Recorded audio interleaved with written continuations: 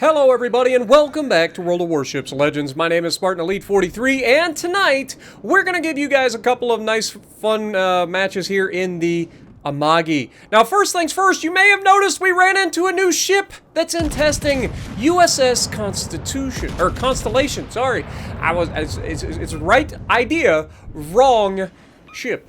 But yeah, USS Constellation. What is it, guys? What is it? Well, it's a United States battle cruiser with torpedoes. It's got 8 16-inch 45 caliber Colorado turrets. So there's that. But yeah, it's a battle cruiser. It's supposed to be nice and quick. It's got 533 millimeter Benson torpedoes, like 9.2 kilometers. So I don't know much about it, other than the fact that I did a little bit of research. And so, we're going to do a little research of our own by reaching out and touching this man and his Constellation. And, yeah, I think we're going to showcase that Constellation can be pretty solid, or it can be sunk pretty quickly if you just go broadside, because look at how high out of the water this thing is. By the way, if this thing looks somewhat familiar to you, you may be interested to know that it's already in the game. You can play it. Does it look familiar? Okay, maybe if you shorten the superstructures a little bit, move it off to one side, make it a flat top. Does it look familiar then? What do you mean, Spartan? Was this an aircraft carrier? Yes! AKA USS Lexington and USS Saratoga were originally going to be designed or built as these battle cruisers. It is the Lexington class battle cruisers. But while they were laid down, they were redesigned to and converted to being aircraft carriers. There were only 2 of them ever built, even though 6 of them were planned. And turns out that none of the battle cruisers were ever built, because as we know, as far as we know, none of the United States never fielded a battle cruiser. Though you could make the argument that the Alaska class super cruisers were battle cruisers. Let's be real, battleship guns, like it was a thing. But here we get slapped by this guy, showcasing that it has pretty solid accuracy. It's not the Colorado accuracy that you're used to, even though it does have the Colorado guns. But it's overall, I'm pretty impressed with it. I'm less impressed with the person who's piloting this thing, because let's be real, they have done nothing to really showcase the abilities of that ship other than get beat up on by an Amagi. But we finish him off pretty easily. But I thought you guys might be interested into seeing that. I know a lot of people have been pinging me, Spartan, have you seen the new ship? Have you seen the new ship? I finally have seen the new ship, and now you guys know a little bit about it that you may not have known otherwise. Because I do research. I know. It's crazy. Don't forget, we are on the path to 50,000 subscribers by the end of the year. So if you're new to the channel and you like my history lessons or you like my gameplay and you think that it's fun to watch, punch that subscribe button. Be a part of our journey to 50,000 subscribers. I can't do it without you, folks. So, let's get into the main battle. We're on Sea of Fortune. I played 2 battles tonight in the Amagi, and both of them were pretty solid. That first one ended up being a loss, but it was like 110,000 damage loss. Ended up being a pretty solid game. Unfortunately, our Colorado that spawned next to us was completely AFK for the entire match. And if he'd have been alive, there's a good chance we win that match. Speaking of AFK, once again, the person that spawns right next to me is AFK. Fortunately, this guy's going to wake up shortly. Doesn't mean he's going to do anything. He's going to go forward and get himself killed as quickly as possible, as most AFK players do. But I can't help that. All I can do is the best that I can to win my side. Y'all know the deal. And we're going to showcase some of that. And boy, is this going to be a fun game in the Amagi. I've always said that the Amagi's a tale of 2 ships. A lot of people ask me, well, Spartan, what is the Amagi? How does the Amagi perform? And I say, well, it depends on the time. There are times when the Amagi is absolute god tier. And then there are times it makes you want to throw your freaking controller through your TV. Like, there's just there's no ifs, ands, or buts about it. Speaking of throwing your controller through your TV, here's a beautiful look at a slightly over-angled Alabama. We aimed, we fire, he's in slight reverse, maybe forward, who knows what he's doing. He's not moving much, but of course we only hit 2 shells. That's kind of Japanese dispersion that you kind of expect, right? Now, that's one of the last times, I say one of the last times, there's going to be a few shots later on that are going to be like, really, game? Can I not just land shells, please? But for the moment, Amagi's going to behave. And when Amagi behaves, it's a very nasty little ship. 10 16-inch 410mm guns. That's 16.1 inch, by the way, because, you know, the Japanese, they got to overcompensate and go slightly bigger than everybody else. So, we're going to go out to the right side. We're going to try to use the Amagi's speed to its advantage, try to get to the outside edge. Now, obviously, you can see destroyer in the smoke screen. We make the right call here, thinking that there was 2 destroyers. Oh my god, we got the shot over the island. The rear turrets might make it over. The front turrets definitely hit the island. We get 3 hits. We'll take that. And then, of course, New Jersey takes a shot at us, and that's not the last time that New Jersey takes a nasty hit on us. That was pretty tame, okay? We were angled relatively well, knocks one of our turrets. And that's something, if you've never played the Amagi before, you better get used to losing turrets. And by losing them, I mean, you don't usually get them destroyed, but they constantly get knocked out. Most of your deck is lined with turrets. So you're going to lose turrets. Now, I'm not going to lie. I did not see the shells coming through this smoke until it was too late. Wait for it. New Jersey says hello. Oh, blam! Half our health gone. Yeah, not ideal. But it's all right. We're going to give him a parting gift, too, on our way out. And then we're going to continue to try to wrap around the edge.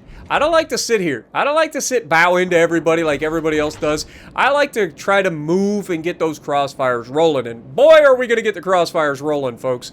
Got to remember, on these smaller maps... Oh, speaking of, hello, Alabama. We're going to have to turn out a little bit, try to angle. Come on. Yeah, okay. Could have been worse. Could have been worse. We're okay. Still about half our health. But we do want to start getting turned towards them if we can. We get another shot over the top of the island. This time we don't get spotted. You can see our Akatsuki was getting beat up by the Moss, who had him sonar'd there, and he just sat there like a doof, getting shot at by everybody on the enemy team. He goes down. But the Moss overcompensates, comes out, and he's going to run straight into our lightning. And unfortunately for him, he's going to get murdered by the lightning. But he's going to do a good job of helping to counter the lightning. But I don't know if it's just him or if he's getting help from the Akatsuki, or maybe he's getting some help from the battleships too. But either way, the Moss is going to go down. That's going to leave the Kagero. And then we are going to try to focus the battleships, and at least until we maybe get a chance to shoot the destroyer. Now, Prince Heinrich's here. We know we overmatch, but he does have the icebreaker bow, so we want to make sure that we aim a little higher. And here you can see we land a couple of shells on target, 6,000 damage. And this is kind of what you have to expect out of the Amagi. You can get the laser beam salvos, and when you do, it is glorious, especially if somebody's broadside, because these guns will find a citadel. Trust me, these guns will find a citadel if you decide to give it a broadside. Now here, we fire this one a little early. He's not going as fast as we thought, and we punish a little high, but we punish him there. If we waited a little bit longer, he was going to go full broadside to us. We could have probably just flat out removed him in that salvo. But you can see his secondary is starting to kick off, as you'd expect. Our battleships are pushing forward. We've got a Gneisno yellowing up in there, and a Kagero gets spotted. Obviously, he's the priority target. If you see a destroyer, that's accurate. Shoot the goddamn destroyer, right? Battleships, I don't want to hear you complaining about destroyers if you refuse to shoot them when they're lit up, okay? I see so many battleships just flat out refuse to shoot destroyers for whatever reason. You would think after, you know, getting dev struck and yellow rushed by destroyers so often, that battleship captains would learn their lesson. Here we take a shot at the Heinrich thinking we can maybe snag that kill. Unfortunately, we miss out on the kill. And that's, again, one of those situations where I should have just waited a little bit longer on that Heinrich when he first made that turn. Because we were going to get the kill, and we'd kind of cost ourselves right there. But it's okay. Look at what the Alabama's doing. He's the one that's directly off my bow. Do you see how I'm not even caring that he even exists? Like, he is not a threat to me whatsoever. So I'm bow tanking him, and I am firing full broadsides at long range at his allies. And we catch the Heinrich there on a decent salvo. Not the best. He did slow down and turn in at the last second, so maybe saved himself a little bit there. But unfortunately for this guy, you cannot be this broadside. And it's not necessarily his fault. He's doing what he can. Our team is just pushing up. We're creating those crossfires that I always talk about. And that shot looks pretty freaking good. And you can see I'm starting to look at the Alabama here. We look back, and yeah, that's a depth strike. Remember, you get broadsides in this, and you get if the Amagi actually behaves, if you get broadside, you get depth strikes. This thing will find citadels. I don't know why, it just does. It just does, man. The Amagi's always been that way. Here, we've got a chance to potentially snag a kill on the New Jersey. He's over-angled. He doesn't even realize we exist. We fire the guns, and, yeah, this is where the Amagi starts to troll me a little bit. I fire like 3 separate salvos, maybe even 4 salvos at this man, and we are just not able to kill this guy. He's going to survive. I'm assuming he's running Will to Rebuild still, because it's what most bad players do now. Now, I say that, but most people by now have changed over, right? Like, if you know what you're doing, Will to Rebuild has been nerfed so hard that it's not even worth your time anymore, guys. Switch off of that stuff. You can see here we smack him, but he had recovered just enough health to survive that, and he's going to continue to heal some of that back. So we're going to try to finish him again, and this time we're trying to aim a little higher. And remember, he is 17 kilometers away. Trying to hit pinpoint shots into the superstructure with a Japanese battleship on somebody who's kind of going forward, kind of going reverse. This guy doesn't know what he wants to do. He's juking us pretty good. And unfortunately, we're just not able to land more than 1 or 2 shells into a damaging shot. But here you can see the Alabama starting to fire at us, so he's starting to become a potential problem. He's really not a threat to me. New Jersey's on fire, so we're going to go ahead once again, aiming towards the rear of the ship. He's starting to reverse. He's over-angled. I'm expecting these to pin and finish him off. And once again, I am denied. We get 2 hits on him, and both of them bounce, so they must have hit his armor belt, unfortunately. So at this point, I'm like, okay, Alabama, you've lived long enough. You took a couple shots at us. We're going to go ahead and start to whittle you away. You're too close. So we pull out. We get the full broadside away. We know he had just fired, and we're going to try to get back in. You can see we went high onto the side of the ship and maybe superstructure. Didn't quite get the hit, and then he just whiffs his shot on me there. Us turning back towards him pulls the back of the ship away, and he just didn't account for it. So all those shells fall short for him. And here you can see I'm not aiming waterline. I don't need to. I don't want to hit the armor belt. I want to hit upper side plating and superstructure, and you can see we just chunk the crap out of them there. I'm trying to avoid that thick belt armor. Okay, at these angles, we don't have the great armor-piercing penetration angles, so we want to be aiming for weaker armor areas. But at this point, he's done. He's just done. There's not a whole lot he can do about it. We've got a battleship that just chunked him. He doesn't have any health, and we're going to be able to farm that superstructure and finish him off. And so at this point, we're at 149 or 148,000 damage. The Gneisenau, I thought he was dead here. He actually ends up surviving this and pushing forward. So we're going to try to get a shot on him. We're only 10 kilometers away, so I'm figuring this should be an easy kill for us. He's got very little health left. 2 seconds, we're going to be able to fire a full broadside here. Unfortunately, not able to get the guns to sync up. Once again, he does slow down and turn out, and that catches my shot off guard, so most of my shells drop short, and that was not ideal. But he survives, and that's going to allow him to die to our destroyer, and that actually denies us the Kraken.